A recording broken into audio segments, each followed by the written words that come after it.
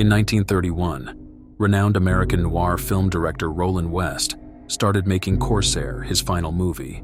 It was partially filmed on Santa Catalina Island, and its title was inspired by the name of the ship featured in the film. The 75-minute-long crime drama premiered on November 28th of the same year, but was not very successful. West's love of the sea was not merely embodied in a water film, because in parallel with the shooting, he decided to build a luxury yacht for his wife, silent film actress Jewel Carmen. The ship was built at Wilmington Boat Works in Los Angeles and was named Joyita after her because it means little jewel in Spanish. Seasoned true crime fans may be familiar with the names Roland West and Jewel Carmen, as they were deeply involved in the mysterious death of Thelma Todd, another famous actress at the time. She was the lead actress in Corsair, and also the mistress of West when her body was found in the garage of Jewel Carmen in 1935. But her strange demise will be discussed in another documentary. The boat was only finished the following year, and was then taken to the port of San Pedro, where Hollywood celebrities held their informal fleet of luxury vessels. Two 120-horsepower Atlas diesel engines were powering the Joyita. She was 69 feet long, with a beam of 17 feet and a draft of 7 feet 6 inches, and the hull was constructed of 2-inch thick cedar on oak frames. Her net tonnage was 47 tons, and her gross tonnage was approximately 70 tons. She had tanks for 2,500 gallons of water and 3,000 gallons of diesel fuel. Worth mentioning that a Portuguese worker allegedly died in the construction, and his widow cursed the ship in revenge. The story should be treated with caution, but given what happened next, this was definitely a bad omen. The vessel had cold and hot water, a refrigerator, and a variety of luxury accessories.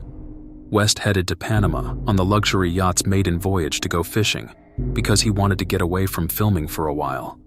In 1936, following the Thelma Todd scandal, she was sold to a man named Milton E. Bacon. By April, she was officially registered under his name, but the next 5 years passed uneventfully, as the new owner mostly sailed to San Francisco and Mexico. On October 17, 1941, less than 2 months before the Japanese invasion, Joyita was acquired by the U.S. Navy and taken to Long Beach, California, along with many other luxury ships, where she was outfitted as District Patrol Craft YP-108. The vessel then sailed from San Pedro to Pearl Harbor and arrived on December 18, 1941. The U.S. Navy's historical records show that she ran aground on Kalohi Channel Reef, Lanai, in May 1942.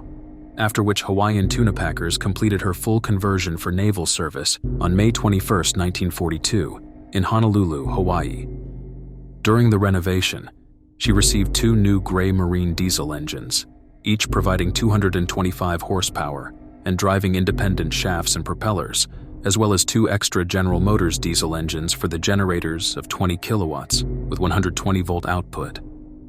Following this, she was assigned to the 14th Naval District until the end of World War II, patrolling the Hawaiian Islands, but the district included other geographic areas westward as well, such as Midway, Wake, Cura, Johnston, Sand Islands, and Kingman Reef.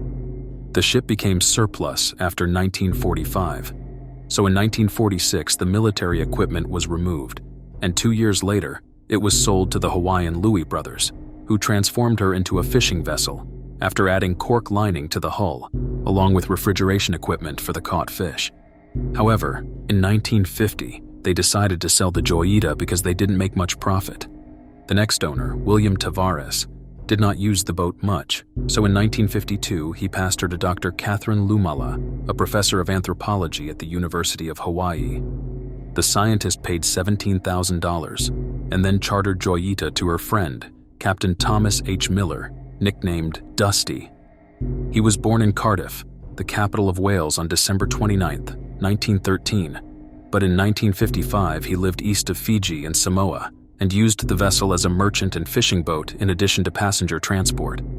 Some said about him that he was an adventurer, a person who never really found his place, while he liked alcohol very much. Then came October 3, 1955, and something very strange happened to the former luxury yacht.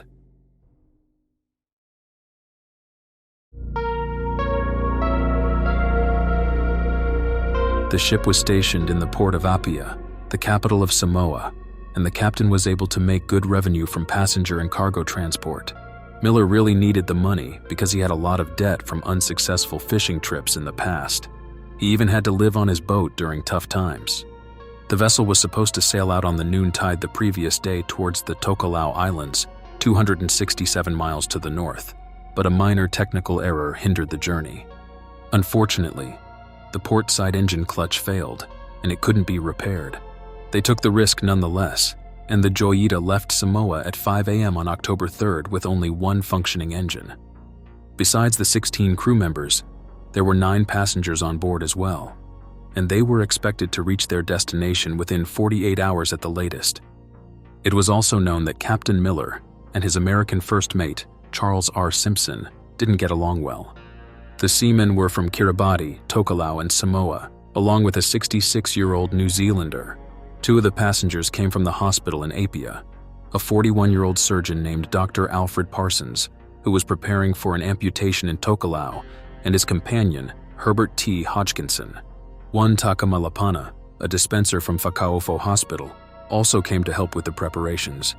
Lapana's wife and her 2 adopted children joined him, and Roger Perles, a district officer working for the government, a 22-year-old radio operator named Joseph Pereira, and a Tokelau man named Teofilo Tomonico boarded the ship as well. The cargo included important medical supplies, timber, 80 empty 45-gallon oil drums, and a variety of essential food items like flour, sugar, and rice. The ship left at 5 a.m., and that was the last time anyone saw the passengers alive since the Joyita never arrived at her destination. On October 6th, the port of Fakaofo reported that the ship was overdue, but the reason remained a mystery because no one received any distress signals from the crew. The Royal New Zealand Air Force used their Sunderlands to search a massive area of 100,000 square miles, but unfortunately, they couldn't find any sign of the missing ship.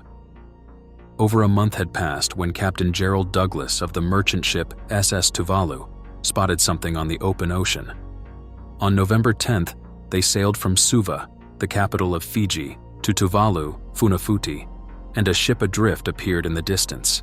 As they got closer, it became clear that it was the Joyita that had gone missing in October. The ship was listing at a dangerous angle of 45 degrees and drifting north of Vanua Levu, the second biggest island in Fiji, 600 miles west of her original route.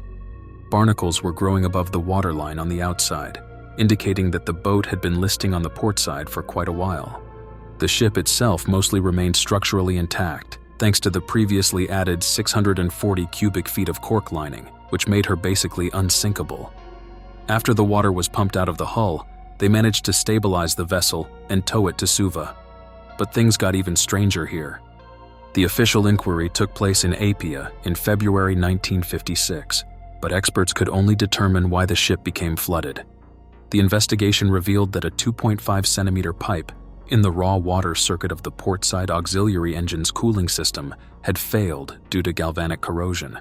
The pipe ruptured after a while, allowing the water to slowly flood the bottom of the ship.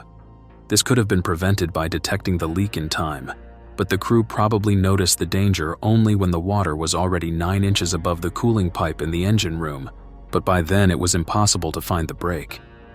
In addition, the boat did not have watertight bulkheads or subdivisions in the bilges, and the bilge pumps were not fitted with strainers for unknown reasons, which thus became clogged with debris, making pumping water much more difficult. In parallel with the flow of water, the only working engine was becoming less and less able to maintain the speed to steer, so the ship slowly began to sink into the ocean. However, Joyita did not sink entirely thanks to the 80 barrels and the cork lining. The superstructure suffered damages nonetheless. The flying bridge had been smashed away, and the deck house had some light damage, resulting in broken windows. The radio was tuned to 2182 kHz, the International Marine Distress Channel, indicating that they actually called for help. But strangely, the cable that connected the device and the antenna was broken, and someone painted it over to conceal the issue and give the impression that everything was functioning perfectly. This meant that the radio was operating with a range of only 2 miles, so no wonder why no one received any distress calls in the middle of the ocean. The ship was missing 4 tons of cargo too, suggesting the crew most likely got rid of them because of the sinking. The 3 Carly life rafts and a dinghy, along with all the life jackets, were gone as well, but the ship did not carry enough life jackets for everyone on board. Joyita's still working starboard engine was covered with mattresses, presumably to protect it from the water. The port engine's clutch was still partially disassembled. The starter motor of the starboard auxiliary engine was also missing, as was the circulating water pump. All the electric clocks connected to the generators stopped at 10:25, but the switches for the cabin lighting and navigation lights were on, implying that whatever occurred must have happened at night. Authorities determined that there was enough fuel left. From the consumption, they calculated that Joyita had traveled approximately 243 miles, and she was abandoned within 50 miles of Tokelau.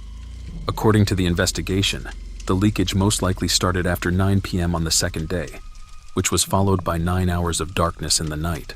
An engineer named Robert Sutherland, who worked on the ship for years and left shortly before the tragic journey, said that the galvanized pipes were already installed before his arrival. Investigators came to the conclusion that they were probably installed in 1942 during the renovation, but it is unclear why they chose such pipes because they are more exposed to saltwater corrosion. Experts stated that after the leak had started, along with other smaller sources, 2,000 gallons of water per hour could have entered the ship's hull. Imagine that you are drifting on the vast ocean at night, with clogged pumps, a bad radio, 2 children on board, and only one engine that may or may not work. At the time of the discovery, the logbook, the sextant, the mechanical chronometer, and all the captain's firearms were missing as well.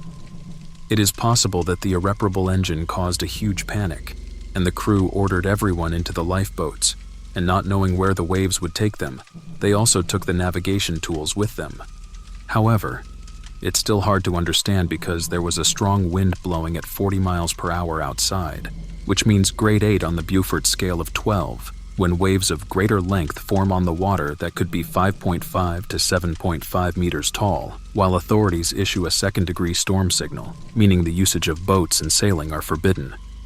Because of this, it would have been impossible to predict where they would end up, which might explain why they packed the weapons. The doctor's bag was found on deck, containing a stethoscope, a scalpel, and 4 lengths of blood-stained bandages. Therefore, some kind of injury must have occurred. The unstable state of the ship may have had something to do with it, but there was also a theory that there might have been some kind of conflict between the captain and his first mate, or perhaps the crew. The inquiry held Captain Miller responsible for the incident because he should not have sailed out with only one barely working engine, a bad radio, and clogged pumps, and he had even allowed the ship's license to carry fare-paying passengers to lapse. However, abandoning the vessel may not have been his idea.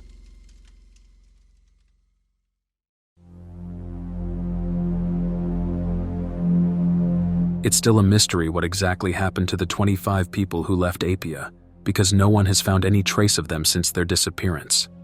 They surely didn't reach any islands, probably because the boats drifted away, and everyone met their fate in the storm. The thought of what they must have gone through in the middle of the infinite South Pacific is just terrifying. In addition to all this, the water depth between Samoa and Tokelau ranges from 15,400 to 16,400 feet. The idea of what lies beneath us can be quite scary, especially when it's dark outside. In the area where, according to the investigation, the incident might have happened, the depth is around 15,700 feet, while at the location where she was found, it is 8,200 feet. Since it is not known what exactly happened on the ship, initial theories included, for example, that the debt-ridden Captain Miller might have attempted to commit insurance fraud, but no evidence of this was found. Due to the bloody bandages, it was also suggested that the captain might have lost his life or become incapacitated during a fight or other incident. He was aware of the boat's ability to stay afloat, so the theory is that if he had been alive or conscious, he probably wouldn't have wanted to leave. And considering that Joyita was Miller's only valuable asset, it is doubtful that he would have left it healthy and willingly, because that would have only pushed him into even more debt. Worth noting that Captain S.B. Brown, a friend of Captain Miller, believed that he would never have left Joyita alive, given his knowledge of her construction. On the other hand, former crew members Pulu Lavau and Oksene Voavasa described Miller as negligent, dismissive, and uncaring toward his sailors. Of course, the first mate or anyone else among the sailors could have known about the cork lining, but for some reason, they still saw the open, stormy ocean as the best solution. It's possible that they might have seen a light source in the distance and thought they could be close to an island, but other than that, it's simply inexplicable why they abandoned the vessel. Brown proposed the idea that the captain and his first mate's mutual dislike came to blows, and both men fell overboard or were severely injured in a struggle. This left the vessel without an experienced seaman, and would explain why those remaining on board could have panicked when the ship began to flood. The press speculated that some kind of external influence might have been behind the abandonment. For example, a Fijian newspaper wrote that an alleged source claimed that the Joyita encountered illegal Japanese fishing boats during its journey and had observed something the Japanese did not want them to see. Some people even went further and speculated that an unexpected attack by Japanese World War II soldiers was responsible for the mysterious disappearance. Veterans who continued their fight could have taken the passengers to a secret base on an isolated island. However, there has been no ransom demand or anything to support this idea. The only so-called evidence that could support this theory was a bunch of knives found on the ship with the words "Made in Japan" engraved on them. The tools were examined, but the tests concluded they were old, and someone possibly left them in the late 1940s, when the Joyita was used for fishing. Some mentioned a sabotage action by a Soviet submarine, thanks to the ongoing Cold War. Others suspected pirates, a seaquake, a waterspout, or a vortex. And, for the sake of completeness, the role of extraterrestrials was also discussed. But none of these theories turned out to be true. In July 1956, a Fijian man named David Simpson bought Joyita at an auction for £2,425. He completed the renovation, and the vessel returned to the sea that year. In the following years, she ran aground on 2 occasions, first in 1957 while carrying 13 passengers in the Koro Sea, and again 2 years later in November 1959 at Vatuvalu near Levuka. After the last incident, it was found that a badly installed pump was not pumping the water out, but into the hull. Because of her troubled history, the Joyita was considered an unlucky ship by then. So Simpson removed all the equipment and simply left her on the shore until she was purchased in the early 1960s by British author Robin Maugham, 2nd Viscount Maugham. He was seriously interested in the events of 1955, and in 1962, he published a book about his research. In The Joyita Mystery, he argues that the failure of the cooling pipe and the pumps could have resulted in a conflict between the captain and the crew, which then turned into a mutiny. Maugham believed that Miller, because of his debts and because he knew the ship's unsinkability, wanted to force the ship to continue the voyage, while the crew and passengers would rather have returned to Apia. This could have resulted in a fight and the captain's serious injury, and the first mate who replaced him could have decided to abandon the ship. But of course, this is just a theory. In 1966, the author sold the ship to Major J. Castling Cottle, who initially planned to turn Joyita into a museum and tea room in Levuka, Fiji. Nothing came of the plans. She was left to rot, and in the 1970s the hulk was slowly disintegrated, and later the boat completely disappeared. In 1975, the Samoan post office commemorated the tragedy with a series of stamps. In 2012, 2 commemorative plaques were inaugurated, one at the place of departure, the port of Apia, and the other at the place of planned arrival, Fakaofo. I also highly recommend David G. Wright's 2002 book on the case. In Joyita, Solving the Mystery, he conducted thorough research on the vanishing of the vessel. Joyita is referred to as the Mary Celeste of the South Pacific, and locals sometimes still think about what happened to the 25 people on board. Did they drift away and fall into the ocean, or did they crash into another ship or perhaps a submarine? Could pirates or Japanese World War II soldiers be responsible for the disappearance, or were they caught in a vortex, or did they really encounter the third kind? This is another great mystery that may remain unsolved forever.